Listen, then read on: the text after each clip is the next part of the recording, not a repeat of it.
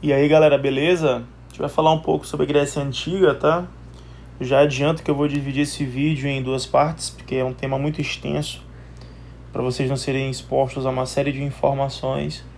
Eu vou dividir o vídeo. Hoje a gente vai até Atenas, né? Até a divisão social, legado. E aí depois nós falamos de Esparta até o último dos períodos da Grécia Clássica, tá? Hoje falamos dos primeiros até Atenas. Então, o mundo grego na antiguidade, né? A Grécia não correspondia a um território unificado, mas a uma cultura, né? Língua, região, costumes. Ou seja, existiam diversas cidades, chamadas de cidades-estado, e elas eram independentes entre si, no que se referia à moeda, governo, os deuses que eram patronos, enfim, tudo diferente. Então, o que identifica a Grécia Antiga? Duas coisas: idioma e a mesma religião, tá? Mas, professor, você não falou deuses patronos? Pois é que algumas cidades tinham preferência por alguns deuses, mas no fim das contas o panteão de deuses era o mesmo e o principal deus, Zeus, também era o mesmo, tá? Então, uma cultura, né, compartilhada por uma grande população espalhada em diferentes cidades e estados.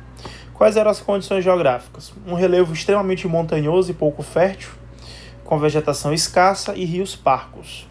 O litoral, em contrapartida, era recortado por muitas ilhas, né? Esse fato sobre o litoral, ele acabou impulsionando os gregos para o mar, fazendo com que eles fossem um povo bastante expansionista, né? Isso favoreceu o desenvolvimento do comércio e o intercâmbio cultural. Favoreceu também a fragmentação política, né? Justamente devido à dificuldade de comunicação entre essas cidades, que estavam em pontos diferentes. E aqui ao lado a gente tem uma imagem de satélite, né? Essa foto aí é de 2004, mas eu imagino que não tenha mudado muita coisa. Formação da civilização grega. Em cerca de 2500 a.C., povos indo-europeus chegaram à região. Quais eram esses povos? Aqueus, jônios, eólios e dórios. Houveram outros, claro, mas os principais eram esses quatro. E a civilização cretense, né? O rei era um líder religioso e político. O palácio era o centro social, político e administrativo. A civilização cretense foi a primeira a se organizar. Por mais que ela não tenha sido a maior da cultura grega, ela foi a primeira a se organizar. Posteriormente, nós tivemos a civilização minoica, né? Que incorporou muitas características da cultura anterior e desenvolveu a forma mais antiga da escrita grega. Também foi responsável por fundar colônias na Ásia Menor. Esse legado cultural acabou sendo adotado pela civilização grega que foi formada posteriormente, né, que são os atenienses e os espartanos que nós conhecemos. O primeiro período, na verdade, é o pré-homérico, né, que é o momento justamente da chegada dos povos indo-europeus à Península Balcânica. Mas, né, a grande maioria dos materiais hoje em dia prefere iniciar já do período homérico, que vai de 1200 a 800 a.C., ganha esse nome justamente porque Homero, um dos grandes escritores da civilização grega antiga, escreveu nesse momento, né, contando um pouco já sobre essa cultura grega que estava surgindo. Então, as informações desse período são obtidas diretamente dos poemas de Homero, tá? Então, quais são as características desse período? A extinção do poder centralizado nos palácios, né? O fim das atividades comerciais e o declínio da cultura ligada à vida palaciana. Até que nós chegamos ao período arcaico, que vai de 800 a 500 a.C. É nesse momento que vão ocorrer intensas transformações. Tudo se inicia a dois fatores somados: a falta de terras com o aumento populacional. Isso vai forçá-los a uma expansão territorial e, por consequência, a formação das polis gregas, tá? É justamente nessa expansão territorial que os gregos fundaram colônias na orla do Mar Mediterrâneo e na do Mar Negro. E o que eram as polis gregas? Eram a constituição justamente das cidades-estado anteriormente comentadas, né? Com organização política e socioeconômicas próprias, independentes. A principal palavra do conceito de cidades-estado é independência. E Atenas, né? A tão famosa, qual é a sua origem? Ela foi fundada pelos jônios na planície da Ática, né, próximo ao Mar Egeu, por volta dos séculos por volta do século X a.C. Em Atenas, nós tínhamos terras pouco férteis, por isso que era uma cidade extremamente voltada para relações marítimo-comerciais. Era inicialmente uma cidade-estado aristocrática, mas após intensos conflitos sociais entre os patrícios e os plebeus, ela acabou se tornando uma democracia, tá? E como é que se dá a evolução política de Atenas? Vemos logo abaixo. A monarquia, entre os séculos V e os séculos XVIII, onde o rei tinha plenos poderes e era auxiliado por alguns anciões, que eram chamados de areópagos. Posteriormente, nós tivemos a ascensão da oligarquia, né, que acontece em meados do século VIII.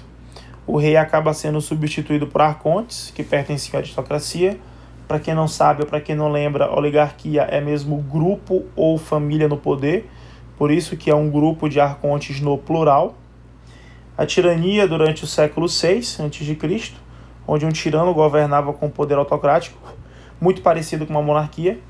E da democracia até os fins da Grécia Antiga, como nós a conhecemos, Atenas era uma democracia. Ou seja, uma assembleia tomava as decisões da pole. Delas participavam todos aqueles que eram considerados cidadãos. Tá?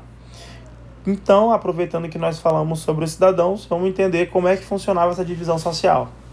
Os cidadãos, quem eram? Homens adultos e livres, filhos de mães e pais atenienses, e calculava-se que no século V a.C. havia cerca de 30 mil cidadãos em Atenas. Do mais pobre ferreiro ao mais rico proprietário de terras, todos os cidadãos podiam participar das atividades políticas. Tá? Então tem que ser adulto, tem que ser filho de mãe e pais atenienses, tem que ter prestado serviço militar. Tá? Não é tão simples. Para vocês terem uma ideia, apenas 10% da população ateniense era considerada cidadãos. Então, quando a gente fala que a democracia alcançava a todos naquele período, não é uma completa verdade. Metecos eram os estrangeiros, não tinham o direito de participar da vida política, nem de possuir terras, e dedicavam-se unicamente a atividades como o comércio e o artesanato. Era a mão de obra qualificada da época, né? Ferreiros, alfaiates. Escravos eram prisioneiros de guerra ou filhos de escravos. Também poderiam ser, em determinado momento da história grega, escravos por motivos de dívida, tá? Eles não tinham direito à participação política e trabalhavam no artesanato, nas tarefas domésticas, nas minas e na agricultura. Ou seja, auxiliando os seus donos naquilo que eles o fizessem trabalhar. E por último, Atenas, né? As lutas populares e as reformas.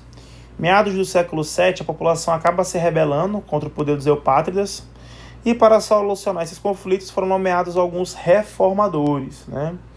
A atuação desses indivíduos levou à desagregação do regime oligárquico e à instituição da tão esperada democracia. Esses eventos acontecem no decorrer do século VI. O primeiro foi Solon, né, no ano de 594 a.C. Ele acabou com a escravidão por dívidas, dividiu os cidadãos em grupos censitários, ou seja, relacionando-os por renda, definiu a participação dos cidadãos no exército e na magistratura, né, colocando algumas obrigações, abriu a eclésia aos mais pobres e criou a boulé. Eclésia e boulé eram instituições, eram encontros que eram essenciais para o funcionamento da democracia na lógica grega. Pisístrato foi o primeiro tirano, realizou a reforma agrária, realizou obras públicas, incentivou as artes, prestigiou as festas esportivas e as religiosas. Ainda assim, né, o povo não ficou satisfeito em vivenciar uma tirania. Por isso, depois nós tivemos Clístenes, que institui a democracia e, para protegê-la, criou a lei do ostracismo. O que é a lei do ostracismo? É uma pena de exílio, em que todo indivíduo que atentasse contra a democracia deveria ficar 10 anos exilado em alguma outra parte do mundo. Péricles, que governou aí entre 461 e 429 a.C., consolidou a democracia estabelecendo a isonomia, igualdade de todos perante a lei, a isegoria, igualdade de direito ao acesso à palavra na Assembleia, e a isocracia, igualdade de participação no poder. Essas três leis, gente, é a essência da maioria das constituições republicanas democráticas de todos os países do mundo, onde todos são iguais perante a lei, todos têm direito à fala, né, à liberdade de expressão, e todos têm o direito de participar do poder público. tá? Então terminamos a primeira parte do nosso vídeo por aqui. Agradeço a atenção de todos e nos encontramos nas nossas aulas. Grande abraço.